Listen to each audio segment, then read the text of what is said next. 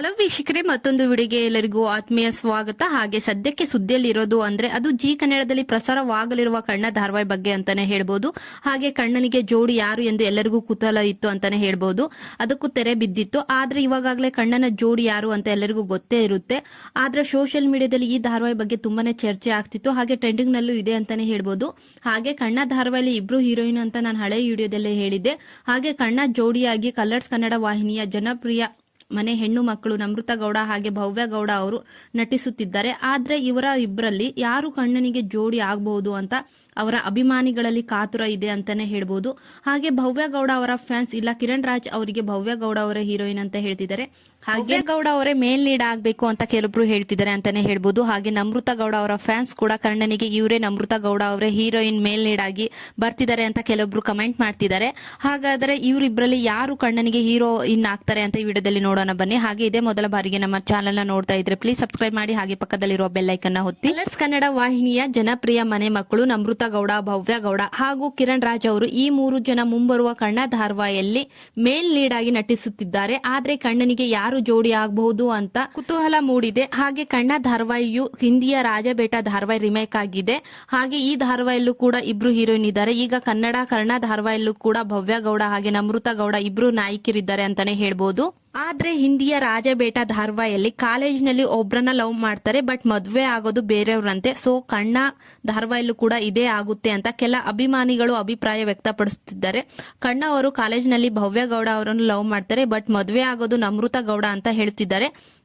ಹಾಗೆ ಇದು ಅಕ್ಕ ತಂಗಿ ಕತೆ ಆಗಿದ್ರೆ ನಮೃತ ಹೇಗೆ ಭವ್ಯ ಗೌಡ ಅವರಿಗೆ ತಂಗಿ ಆಗ್ತಾಳೆ? ಹಾಗೆ ನಮೃತಗೂ ಏಜ್ ಆಗಿದ್ದಾಳೆ, ದೊಡ್ಡವಳು. ಅದರಿಂದ ನಮೃತ ಗೌಡ ಭವ್ಯ ಗೌಡ ಅವರ ಸಿಸ್ಟರ್ ಆಗೋಕೆ ಸಾಧ್ಯ ಇಲ್ಲ. ಹಾಗೆ ಇದು ಸಿಸ್ಟರ್ ಸ್ಟೋರಿ ಆಗಿದ್ರೆ ಪಕ್ಕ ನಮೃತ ಗೌಡ ಅವರು ಮೇಲ್ ಲೀಡ್ ಆಗಿ ಆಗ್ತಾರೆ ಅಂತ ಕೆಲವೊಬ್ರು ಹೇಳ್ತಿದ್ದಾರೆ ಅಂತಾನೆ ಹೇಳ್ಬೋದು.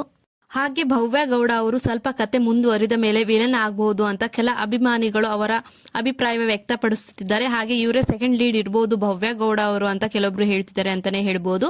ಹಾಗೆ ಇನ್ನು ಕೆಲವರು ನಮೃತ ಗೌಡ ಅವರು ಮೋಸ್ಟ್ಲಿ ಸೆಕೆಂಡ್ ಲೀಡ್ ಹೀರೋಯಿನ್ ಇರ್ಬೋದು. ಹಾಗೆ ಇವರು ಪುಟ್ಗೌರಿ ಮದುವೆಯಲ್ಲಿ ಸೆಕೆಂಡ್ ಲೀಡ್ ಆಗಿ ವಿಲನ್ ಆಗಿ ಪಾರ್ಟ್ ಮಾಡಿದ್ರು. ಸೊ ಅದರಿಂದ ಇವರೇ ಇರ್ಬೋದು ಅಂತಾನು ಹೇಳ್ತಿದ್ದಾರೆ. Namrata ma'am is very good actor but not suitable for Kiran Raj, but Bhavya suit ಆಗ್ತಾರೆ ಅಂತ ಕೆಲವೊಬ್ರು ಹೇಳ್ತಿದ್ದಾರೆ ಅಂತಾನೆ ಹೇಳ್ಬೋದು. ನಮೃತ ಗೌಡ ಅವರು ಒಳ್ಳೆಯ ನಟಿ ಅಂತಾನೆ ಹೇಳ್ಬೋದು, ಅದ್ರಲ್ಲಿ ಎರಡು ಮಾತಿಲ್ಲ. ಬಟ್ ಕಿರಣ್ ರಾಜ್ ಅವರಿಗೆ ಸೂಟ್ ಆಗೋದಿಲ್ಲ ಈ ಸೀರಿಯಲ್ ಅಲ್ಲಿ.